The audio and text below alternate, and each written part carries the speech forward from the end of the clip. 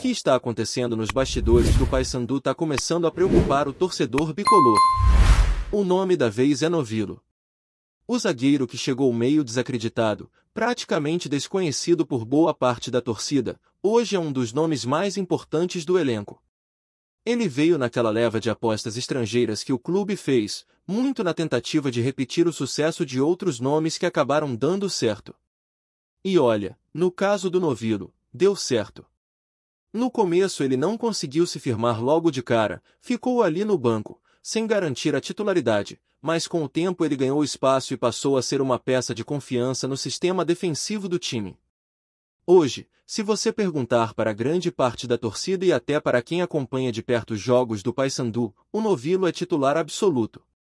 Zagueiro firme, seguro, com presença física e técnica, do tipo que não se esconde e encara qualquer centroavante. Não é um jogador violento, mas é duro, tem imposição, sabe proteger a área e domina bem o posicionamento.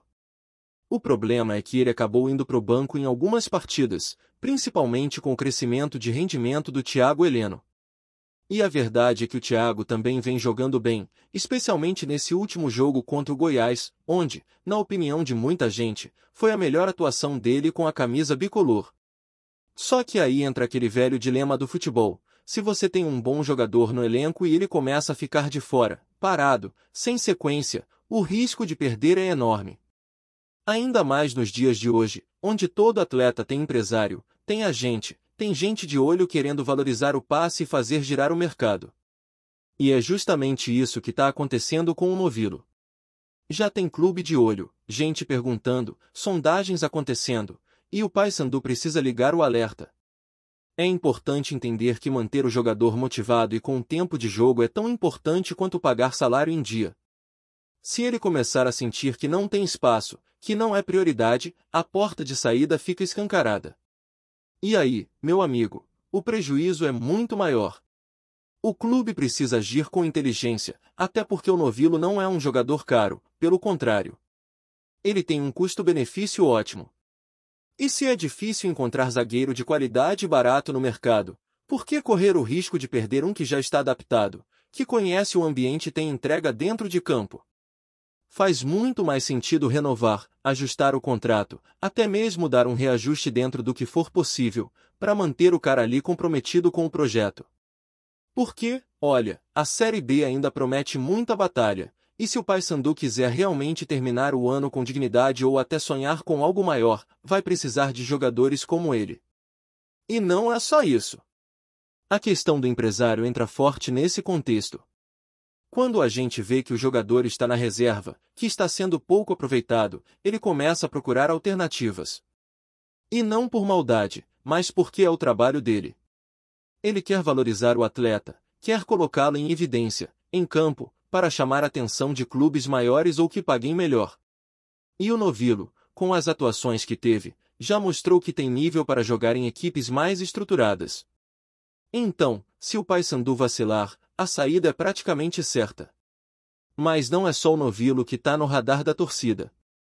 Outro nome que levanta questionamentos, e muita preocupação, é o Ross. Lembra da apresentação dele no começo do ano?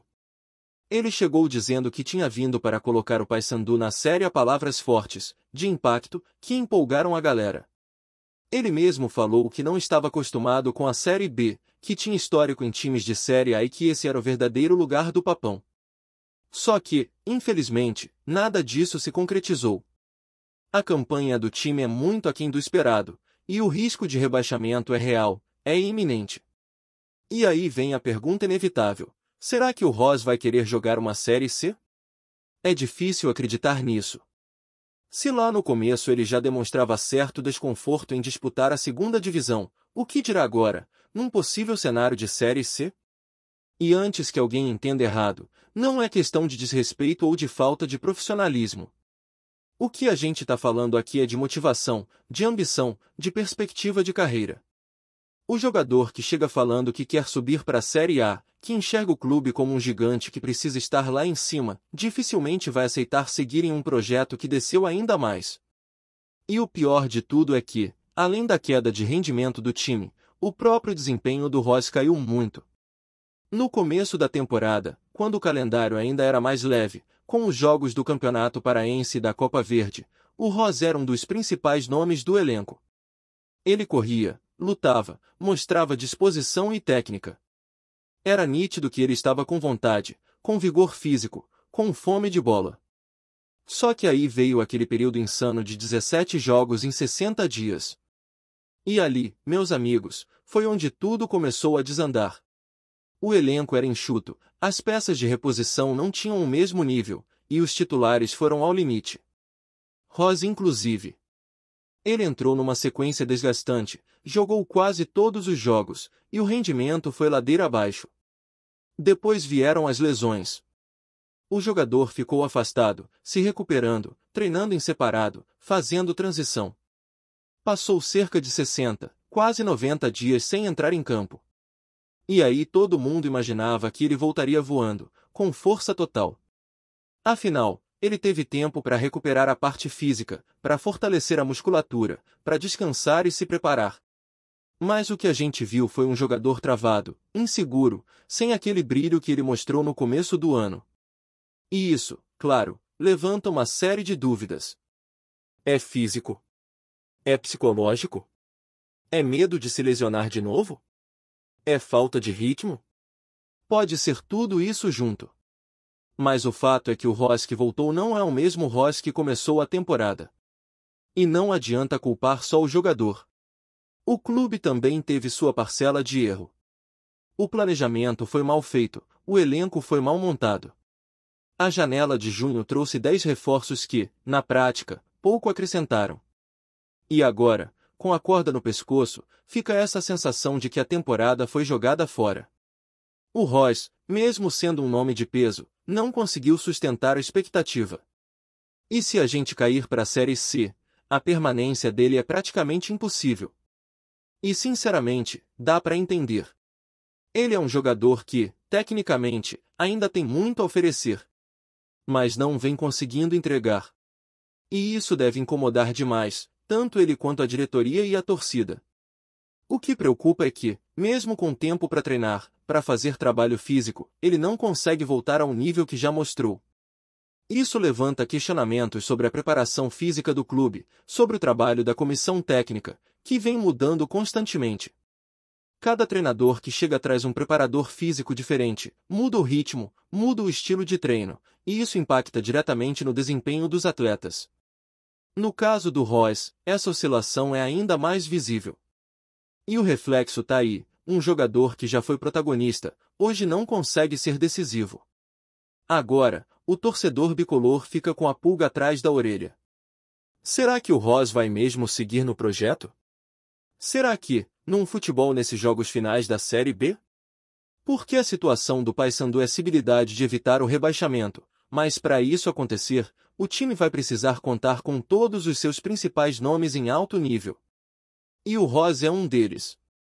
Se ele conseguir recuperar a forma, se voltar a jogar como no início do ano, pode ser fundamental nessa reta final. Mas se continuar nesse ritmo, a tendência é que essa história termine com uma despedida amarga. E se a gente parar para pensar, toda essa situação do Ross também expõe uma ferida antiga do futebol brasileiro, o abismo entre discurso e realidade. Lá atrás, quando ele falou em colocar o Paysandu na Série A, muita gente vibrou, comprou a ideia, acreditou naquele projeto ambicioso. E não era para menos. O torcedor bicolor é apaixonado, carrega o clube no peito e quer ver seu time onde merece estar. Mas entre a vontade e a execução existe um mundo, e o Paysandu parece ter se perdido no meio desse caminho. Montou o elenco com lacunas evidentes, teve dificuldade de manter regularidade, mudou o técnico, mudou comissão, tentou se ajustar no meio do campeonato, mas o futebol não perdoa improviso. E o Ross, no meio desse redemoinho, acabou virando um dos rostos dessa queda de rendimento. O mais estranho de tudo é que, mesmo nos piores momentos, ninguém duvida da qualidade técnica dele. O que está em xeque não é se ele sabe jogar bola ou não, mas sim o quanto ele consegue sustentar esse nível dentro de campo, principalmente fisicamente. E é aí que a coisa pesa. Porque no futebol de hoje, o preparo físico é quase metade do jogo. Não adianta ser bom de bola se não consegue acompanhar o ritmo, disputar espaço, fazer recomposição. E é justamente esse lado que o Royce parece ter perdido. Aquele jogador que no começo do ano corria o tempo todo, dava combate, puxava contra-ataque, agora parece estar sempre 2 passos atrás. E não dá para fingir que nada está acontecendo. O torcedor percebe, comenta, critica. A arquibancada não perdoa a falta de entrega. E mesmo que o jogador esteja se esforçando, tentando se recuperar, a imagem que fica é de um atleta distante daquele que prometeu levar o clube à Série A. E isso pesa. Pesa pro grupo, pesa pro vestiário, pesa pra diretoria que apostou nele como uma das referências da temporada. E no fundo, pesa até pra ele mesmo, porque ninguém gosta de estar mal, ainda mais sabendo que tem potencial para entregar mais. Mas a confiança é algo que se constrói com constância, e quando ela vai embora, demora a voltar. Enquanto isso, o Paysandu vive um dilema que é velho conhecido dos clubes brasileiros. O que fazer com um jogador caro, importante, mas que não está rendendo? E mais do que isso, o que fazer com um elenco inteiro que não conseguiu corresponder às expectativas, mesmo com contratações, reformulações e promessas de mudança? Essa é uma pergunta que a diretoria vai ter que responder muito em breve, porque, com o fim da Série B se aproximando, todas as decisões começam a ter peso de planejamento para o ano que vem. E se o cenário for mesmo de rebaixamento, vai ser preciso tomar decisões duras. A possível permanência do Royce num eventual cenário de Série C é uma daquelas situações que exigem sensibilidade.